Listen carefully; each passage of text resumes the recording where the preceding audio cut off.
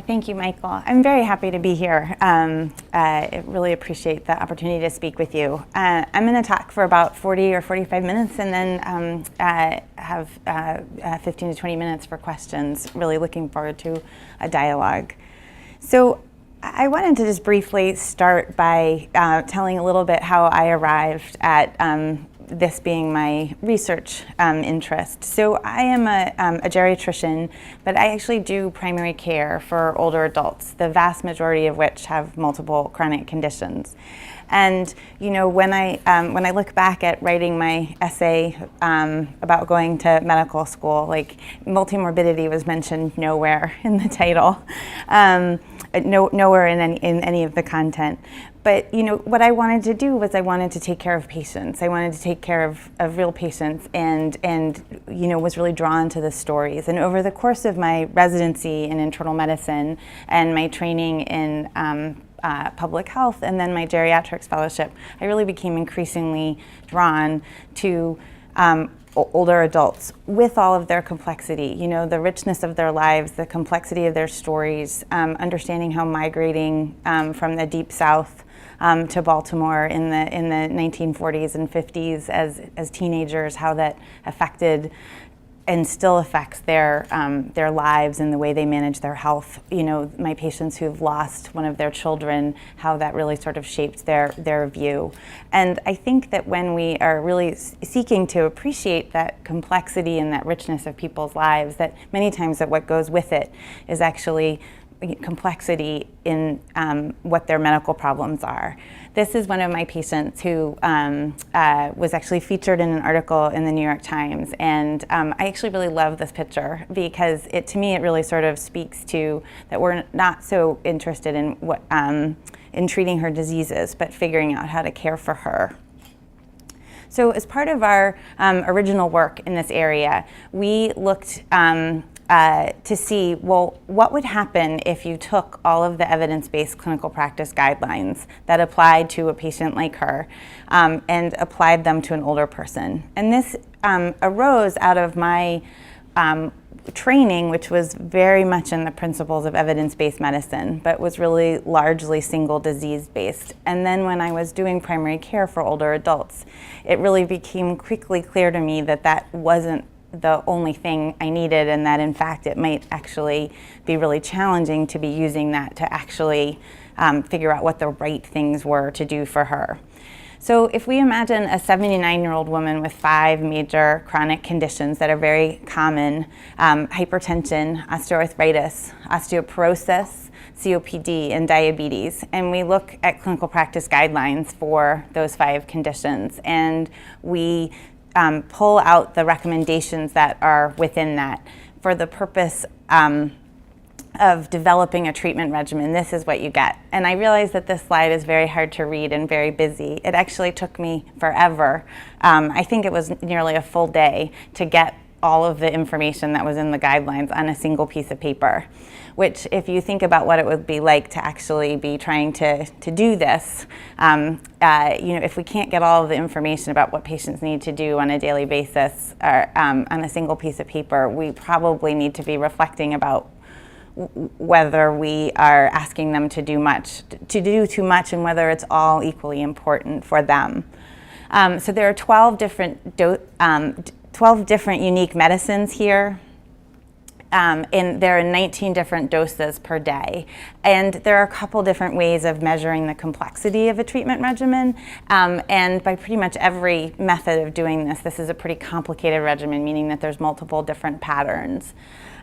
There's also a large degree of lifestyle changes or non-pharmacologic therapy that this patient is supposed to do, including things that are done at specific times, as well as other pieces that really are supposed to be done throughout the day.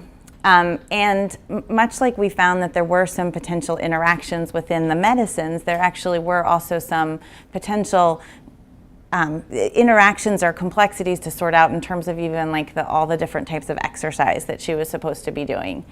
And we tried when we created this regimen to choose the least complex generic medicines at the time and least costly, looking for opportunities for synergies where we would be treating more than one condition with a single medicine or intervention.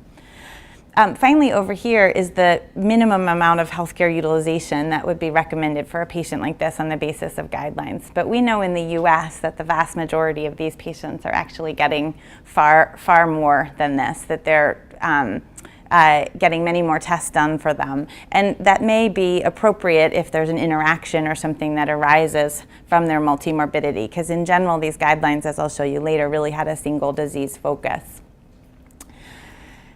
And in out-of-pocket costs in the US, even if this patient has our pharmaceutical drug plan for Medicare patients, this regimen would still cost 80% of patients more than $3,000 a year, US dollars per year. And although I exchange money at the airport, I don't think I can tell you exactly how much that is in Canadian dollars. So this is a graphic, actually, that a group that has been writing about minimally disruptive medicine included in one of their articles, and I really liked it. The general idea is that we want people to be on regimens that basically minimally disrupt their lives, helping them achieve the goals that they are actually important to them. So I am a geriatrician, and most of my patients are older, but I think it's important to remember, and I'll hopefully be able to convince you of this later, that I actually think this is relevant to everyone who is taking care of people with any single chronic disease. This is actually a schematic that was created by the mother of a child with some special needs. And the link is here. It's on durgastoolbox.com, and she calls this her care map. And so her son is at the center with the family surrounding it. And this is basically all of the health system, but also broader social system supports and services that she needs to coordinate. So there's educational things related to this. There's transportation. There's recreation and community things that obviously would be important for development. And I think this really speaks to the fact that this is not an issue that is unique to older patients. And I'll tell you a little bit more about the epidemiology in a minute. So next, we basically looked at the guidelines that we used, and here we actually looked at 9 guidelines, even broader than the ones that had informed that regimen, and we're interested in seeing whether they actually provided evidence-based guidance that could be used to inform the care of people with multimorbidity. And in general, what we found is that the guidelines really provided very limited guidance, that they rarely talked about this population specifically. They rarely actually reviewed the quality of evidence for people who are older or people with multiple chronic conditions. And they infrequently address things that you might consider patient-centered, like how you actually address or assess patient preferences. What are the possible trade-offs, considering the benefits and harms of interventions. Most of the guidelines did address the treatment of the index disease in the presence of a single other condition, but that there was only one guideline that did anything further than that, and it addressed essentially like a cardiovascular cluster of conditions. So really, in a nutshell, these guidelines do not really inform how we actually might want to provide care for patients with multimorbidity. Just to briefly, and some of this work is from Martin Fortin, who's also visiting here today. More recent reviews of Canadian guidelines find that I think there's been some progress, but still pretty similar findings, with only 3 guidelines out of 16 addressing specific recommendations for patients with 2 comorbid conditions in addition to the condition that the guideline was about. In this review of Canadian guidelines, they addressed a few different concepts. And while most of them mentioned people with comorbidities, it was still very difficult to find actual guidance that would inform care. So getting back to this question of is this only relevant to the older population, the answer for me is no. I actually think that this is relevant to pretty much everyone who's working in health, be it a specialty of medicine or public health. And I'd just like to show you some epidemiologic data that suggests this. So this is data from the National Health and Nutrition Examination Survey, which is a US-based, population-based survey of all people who are living in the community. And it's been around for a really long time, which was part of the reason we chose it to examine. And what we found here in older patients is that when we look at these 5 chronic conditions, which certainly are only a subset of the chronic conditions that matter, that for 4 out of 5 of these conditions, less than 20% of the population only has that disease alone. So only 17% of people with coronary heart disease do not have at least one of these 4 other conditions, suggesting that disease in isolation is actually really the exception, not the rule. We actually found pretty similar data when we did this also in middle-aged patients, so people who were 45 to 64. This slide is looking at a broader array of conditions, but starting only with those people in the NHANES study that had coronary heart disease. And what you can see is in people who are 45 and older with coronary heart disease, almost 60% of them have arthritis. 25% have chronic lower respiratory tract disease, which was usually COPD or asthma. About 25% have diabetes, 15% have had a stroke, and almost 30% have heart failure. Again, a really striking prevalence, even in younger populations. When we did this study, though, we were actually interested in thinking beyond the traditional diseases. When I'm managing someone with coronary heart disease that I'm seeing in my clinic, it's not just the diseases that make the choices and conversations that I need to have with them more complicated. For example, one of the tenets of coronary heart disease is that we want to treat people's blood pressure. And yet, when you look, 35% of this population report either dizziness or falls, where orthostatic hypotension or too low of a blood pressure is one of the main contributors to that. So there's a number of other things here that also add to complexity of management of coronary heart disease, urinary incontinence, being on multiple medications, which are polypharmacy, impaired renal function occurs in 25% of people. The third kind of grouping of conditions we were interested in were conditions that we viewed as health status factors, but others have used different names for them. But they were basically things that probably make actually implementing a care plan for someone with coronary heart disease more challenging, that it might actually end up changing what you recommend for the patient, but that in terms of enhancing self-management and the patient's ability to actually follow the recommendations, they're really important. So 30% of people self-report cognitive impairment. So if you can imagine, the true prevalence is probably much higher. 40% of people report difficulty walking a quarter of a mile. This was the best measure of mental health that we had, and so probably is a really underreported number, but 15% with frequent mental distress, and pretty significant proportions of visual impairment and hearing impairment as well. This is a slide that compares different studies and their rates of multimorbidity in primary care and general practice, and is from different countries. And Martin Fortin and Maura Stewart are here with us today. I want to draw your attention to the fact that really that in almost all the studies, the prevalence of multimorbidity defined as 2 or more chronic conditions is really quite high, again, in this younger patient population. But there is variability in the numbers that you get depending on which conditions you assess. This is work from Scotland, which I think highlights the very important issue that the prevalence of multimorbidity is really strikingly increases with when you compare deprived areas to those living in more affluent areas, so that the social determinants of health are really critical to be thinking about when we're thinking about taking care of this patient population.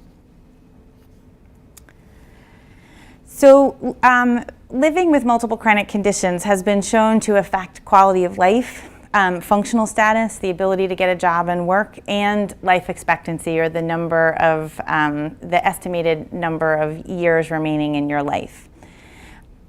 People who live with multiple chronic conditions often receive care that is fragmented, incomplete, inefficient, or ineffective. And we know that this patient population has much higher healthcare costs and utilization rates. So these are the people who are interacting with the healthcare system and are therefore one that I think we really all are seeing. So what is patient-centered care for people with multimorbidity?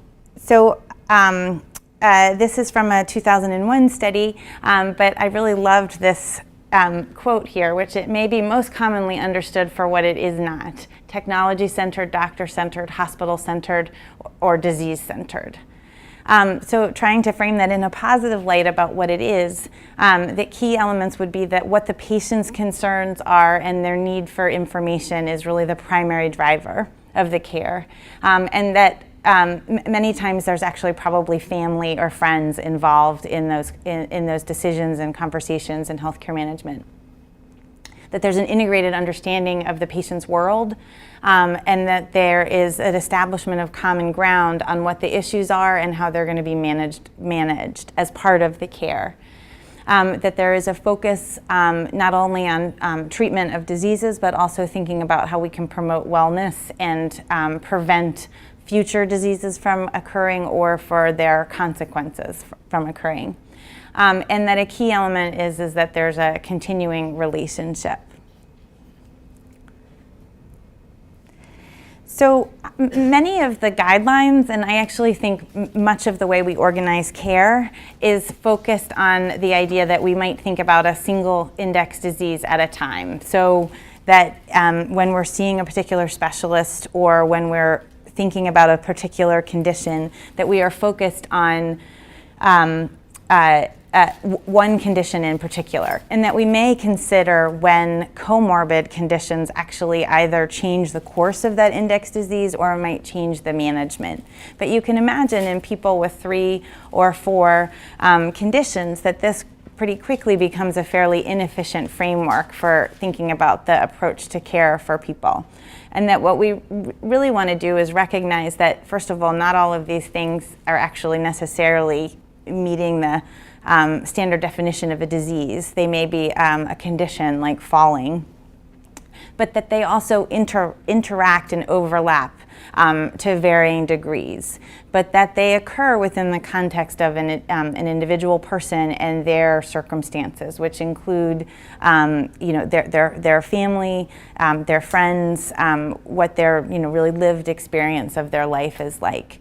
And that we really want to shift the way we think about delivering care to support a framework that is more focused on the person as opposed to their conditions.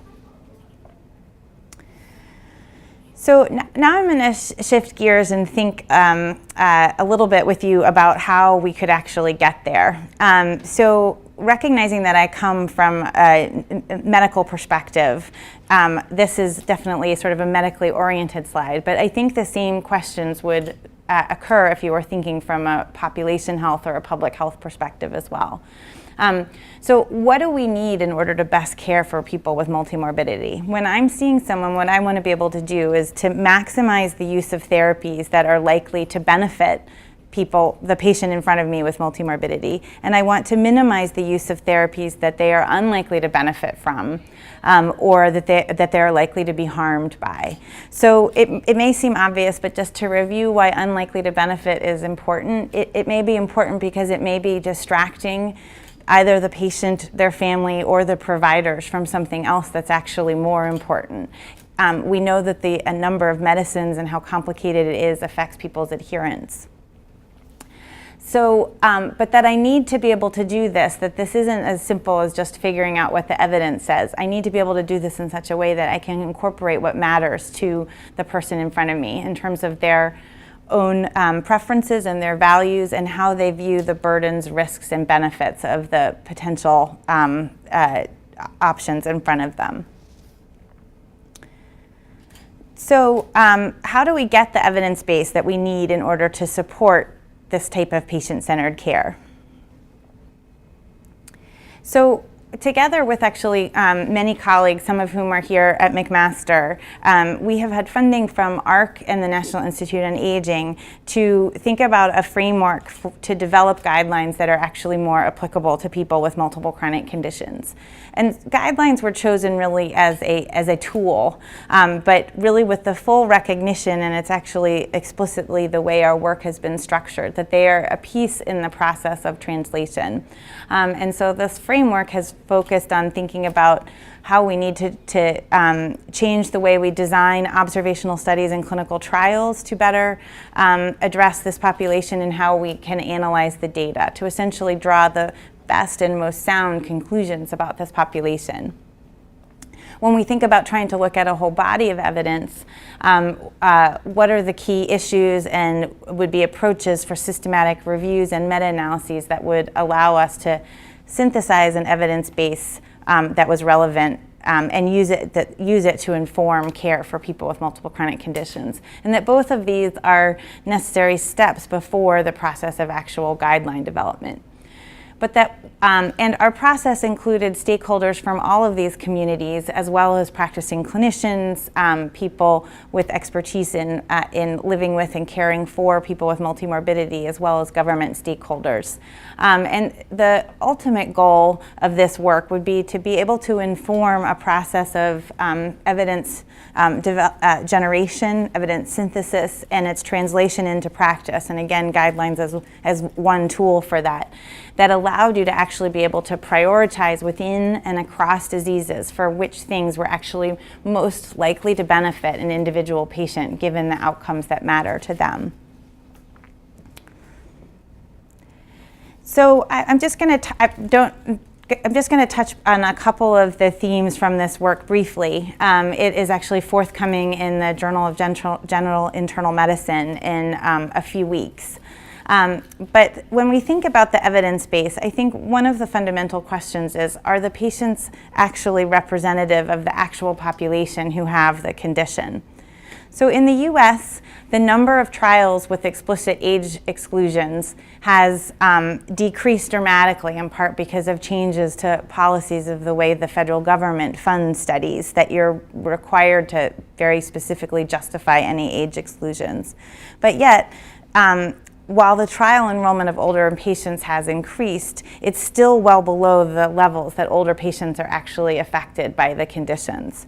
So, and at the same time, we've actually seen an increase in the number of studies that actually exclude people with specific comorbidities. So the number of heart failure trials that excluded patients with specific comorbidities increased from 1985 to 1999, with many of them excluding people with any hematologic abnormality like anemia, any diabetes, or any renal or liver issues, all of which, as we saw in the prior slide about prevalence, are pretty common. But I think it's key to remember that the exclusion and inclusion criteria of a trial is actually less important than who is the average patient, right? So if the mean age is 50 and there's only one patient in the trial that's over the age of 80, we would probably say that that's less representative of the population we see in practice with that particular condition. Shifting to the way we think about systematic reviews and meta-analyses, we were interested in how well a body of evidence would allow you to draw conclusions about people with multimorbidity.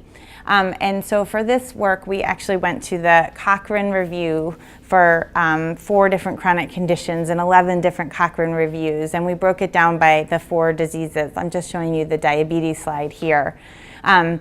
To see how often the studies that made up that Cochrane review actually had specific inclusion criteria. So you can see that in the diabetes trials that make up these Cochrane reviews, almost 50% of them excluded people with renal insufficiency. But when we think about the population with diabetes, renal insufficiency is actually incredibly common, suggesting that if we really need to be thinking critically about this literature if we're going to then use that evidence base to support care. And maybe we could use the information or lack thereof to essentially have provided better evidence synthesis about whether or not there really is a high quality of evidence in these important patient populations. Thinking about guideline development, this part of the project we organized around the steps of guideline development, and we look to the major organizations that have established processes of guideline development and basically tried to find the ways that they talked about them that were universal. So recognizing that different groups use slightly different versions of these, but that these topics, you'll find them in most of these systems to develop guidelines. I'm just going to highlight a couple of them.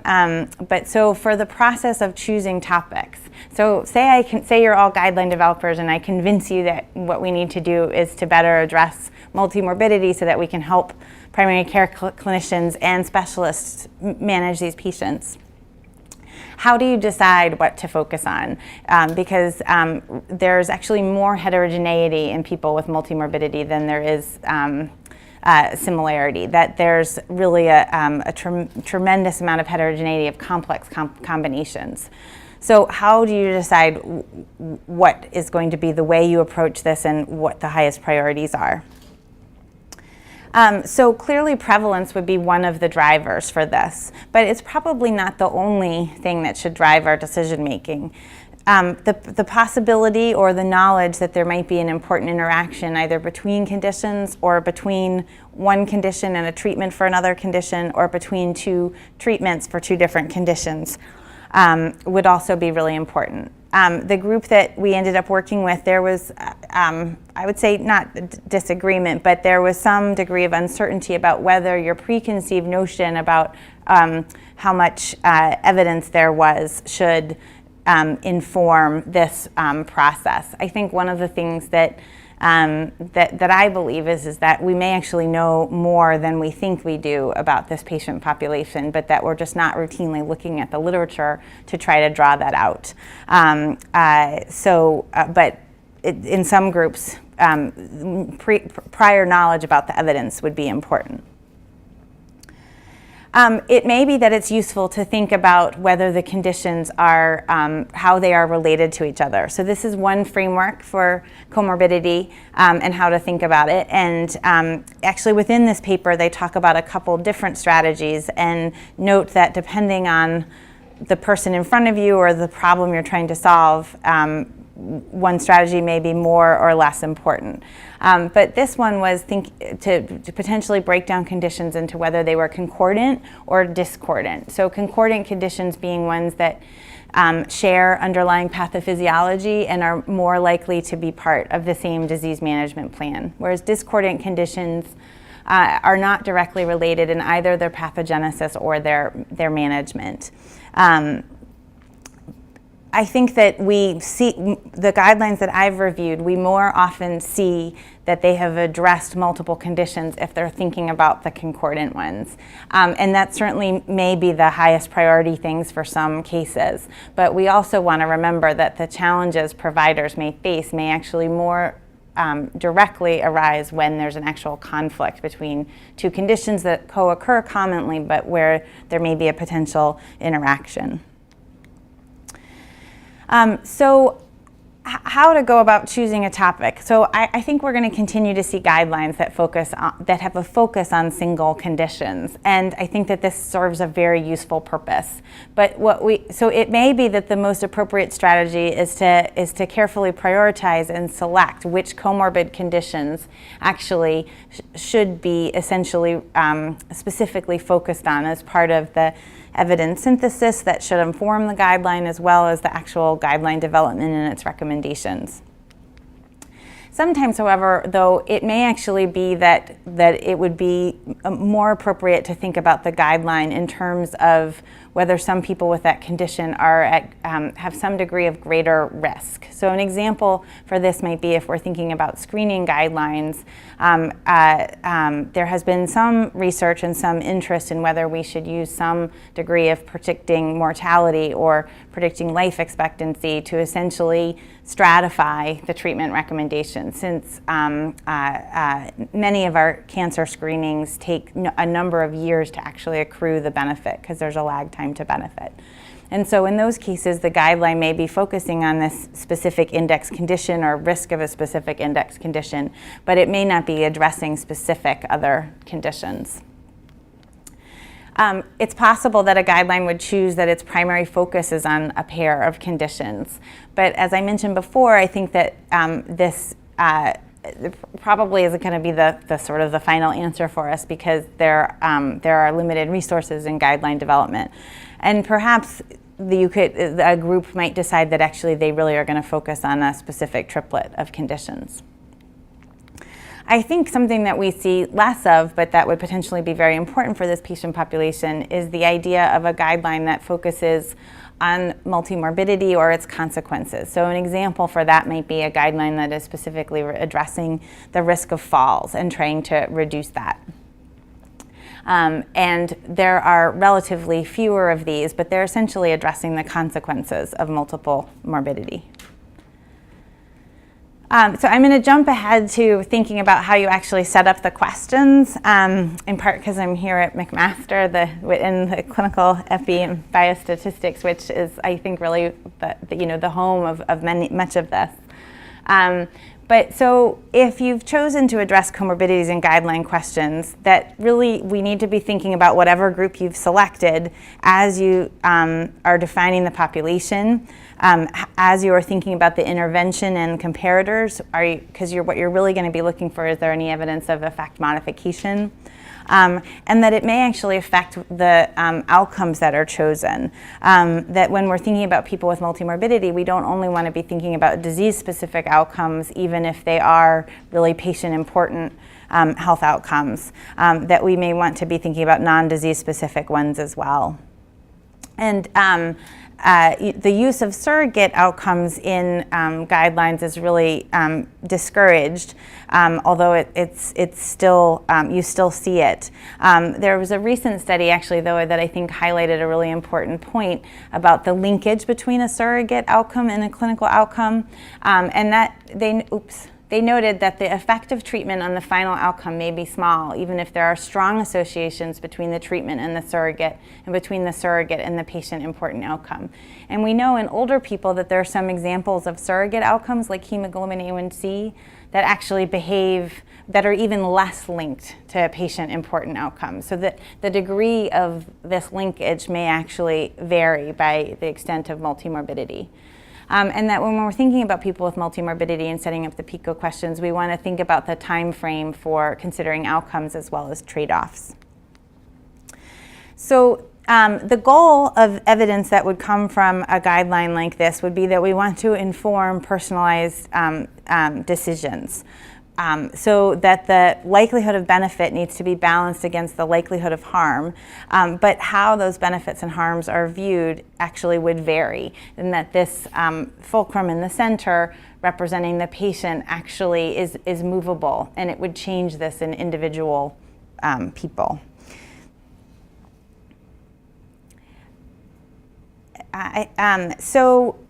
And that what we want to achieve is that we want to be able to compare the potential net benefit of multiple interventions under consideration, across conditions, in order to help a patient choose or prioritize what things are the most likely to help them achieve the outcomes that matter to them.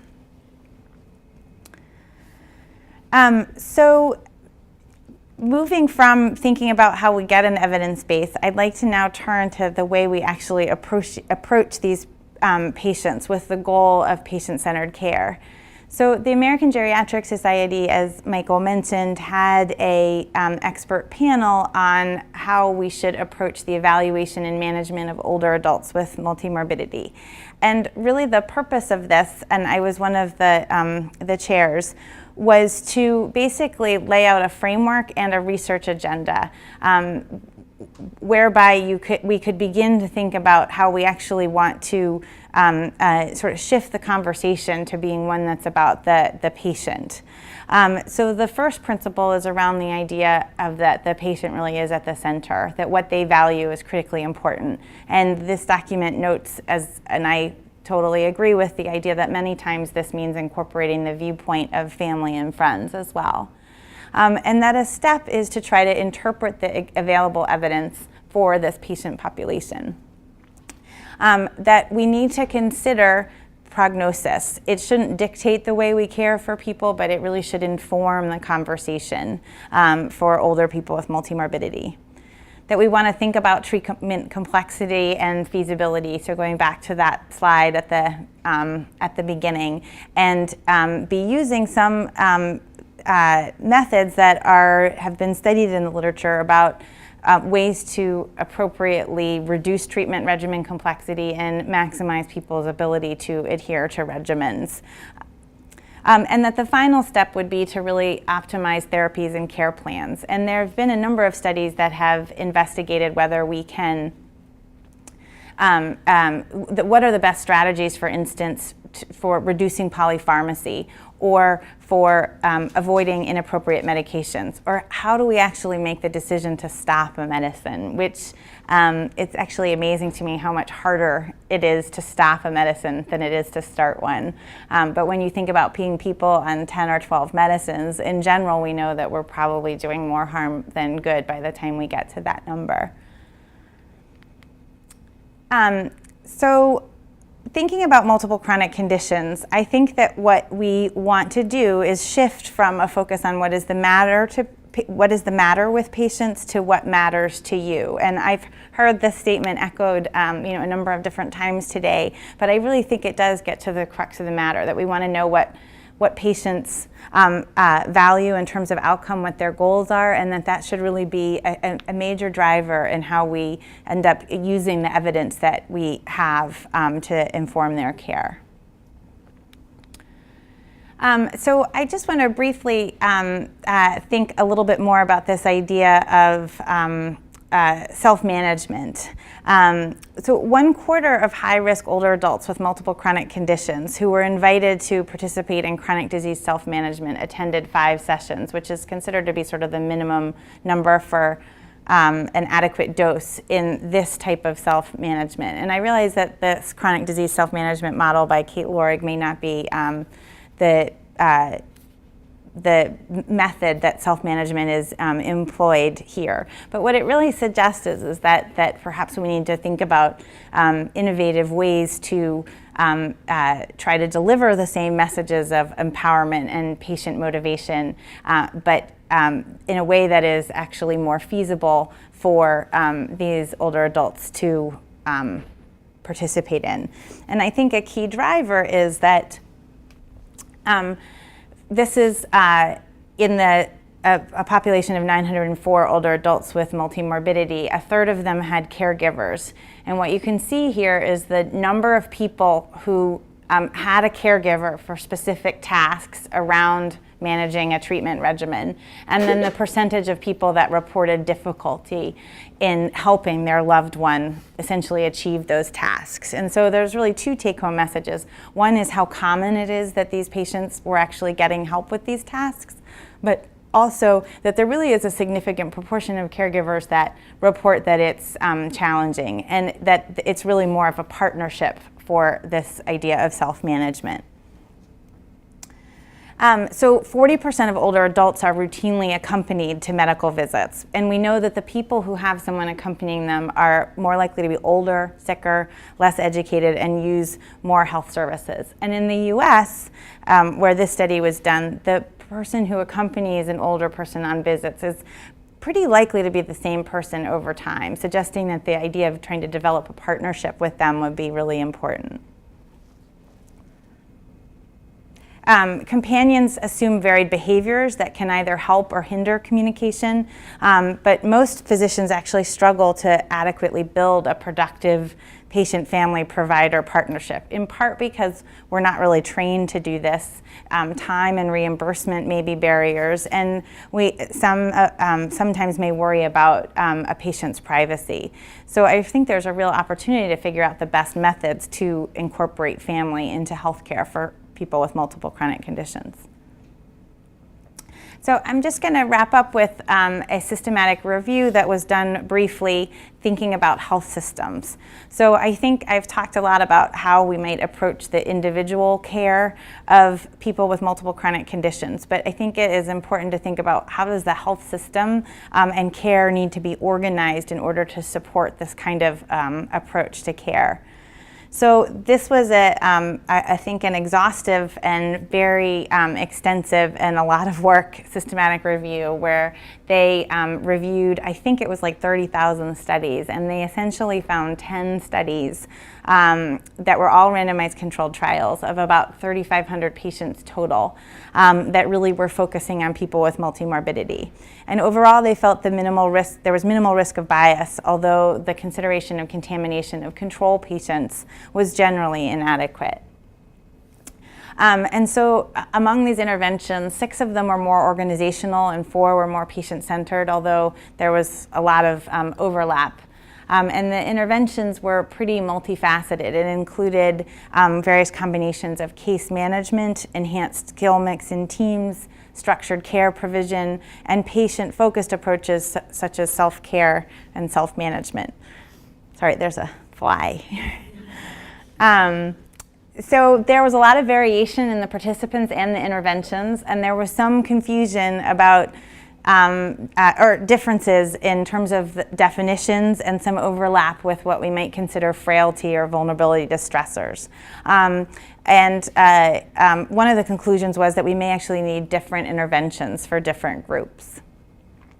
And another important finding was that targeting risk factors or specific functional difficulties may actually be more effective than going after specific diseases.